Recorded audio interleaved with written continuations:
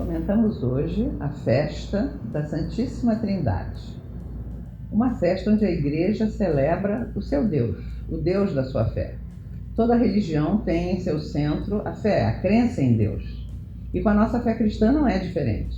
Somos cristãos, no centro dessa nossa identidade está a nossa crença em Deus. Isso já podemos encontrar na Bíblia hebraica, quando Moisés diz ao povo: reconhece, pois, e grava em teu coração que o Senhor é o Deus lá em cima, no céu, e cá embaixo na terra, e que não há outro além dele. Quem é esse Deus para nós? Nós, cristãos, cremos que o nosso Deus não é alguém solitário, fechado em um mundo de autossuficiente glória e satisfação. Trata-se, ao contrário, de um Deus que é comunhão de vida, participação de alegria, movimento de liberdade. Nosso Deus é comunhão e unidade de três pessoas distintas, que se amam tanto e tão bem que são um só Deus. A distinção das pessoas divinas não as leva a se dividirem, se isolarem umas das outras, mas ao contrário, é exatamente nessa diferença que se encontra a riqueza da sua unidade. Por outro lado, a comunhão das três pessoas não as leva a se confundirem, se misturarem, perderem sua identidade, mas ao contrário, é precisamente nessa comunhão que se encontra a beleza da sua identidade e da sua diversidade.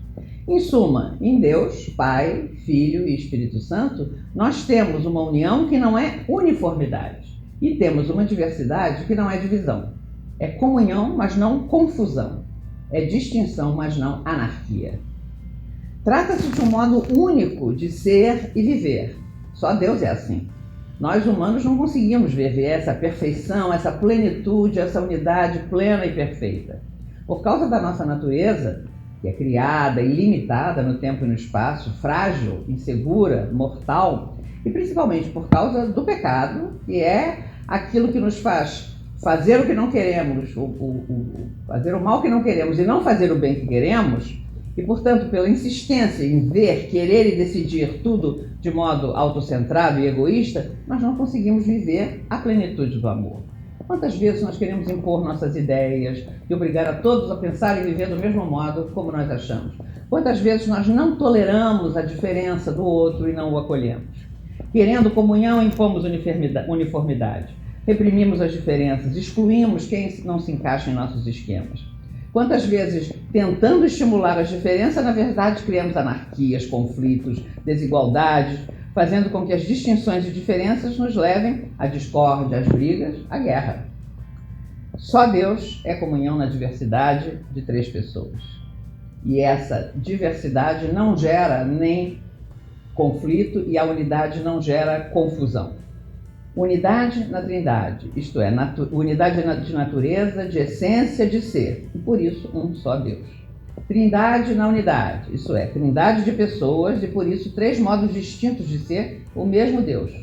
Três modos distintos do mesmo Deus ser. Só Deus é assim. Esse é o mistério fundamental do cristianismo. Mistério de fé que dá sentido a tudo que somos, que pensamos, que queremos e fazemos em vista de um mundo mais justo, de uma sociedade mais igualitária e de um povo mais livre. Mistério no qual encontramos nossa origem, nosso sentido e nossa meta. Desse mistério viemos, nele vivemos, para ele vamos. É o mistério que nos cria para a vida e a liberdade, nos envolve em seu amor e alegria e nos atrai para a sua comunhão e plenitude. Deus, a Trindade, é mistério de fé.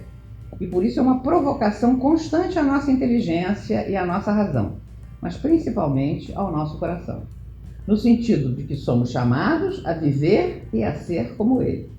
Tremendo desafio. Criados que somos a imagem de Deus, temos dentro de nós a semente e o impulso da comunhão. Criados diferentes uns dos outros, pela sexualidade, pelo gênero, pela cultura, pelo temperamento, pela constituição física e psicológica, as diferenças entre nós não existem para nos dividir e para nos excluir mutuamente uns aos outros, mas para entrarmos em comunhão uns com os outros. Esse é o grande desafio da vida, do modo como Deus mesmo ensinou na pessoa de Jesus de Nazaré. Viver é amar e servir, é dar a vida, é lutar para que todos tenham vida plena. Por Por isso, quanto mais nos amarmos uns aos outros, mais seremos imagem desse Deus, Pai, Filho e Espírito Santo. Mais iremos compreendendo, também com a razão, mas sobretudo com o coração, o grande mistério de Deus, fonte e origem de toda a vida. Pois como nos ensinou João, em sua primeira carta, todo aquele que ama nasceu de Deus e conhece a Deus. Mas aquele que não ama não conhece a Deus, porque Deus é amor. O conhecimento de Deus e do seu mistério trinitário passa mais pelo amor do que pela inteligência, mais pelo coração do que pelo cérebro, mais pela fé do que pela razão. Melhor dizendo, vai do amor para a inteligência, do coração para o cérebro, da fé para a razão. É um conhecimento que dinamiza todas as nossas faculdades, energiza todos os nossos sentidos, fascina todo o nosso ser. Esse Deus, que é Pai, Filho e Espírito Santo, pode ser pensado com a nossa razão, porque nesse processo de conhecimento, ele toma a iniciativa de dar-se a conhecer. Ele nos busca, nos abre o coração e a mente para desejá-lo. Ele se revela a nós. Por isso mesmo, partimos de algo que é um dom, o dom da sua revelação.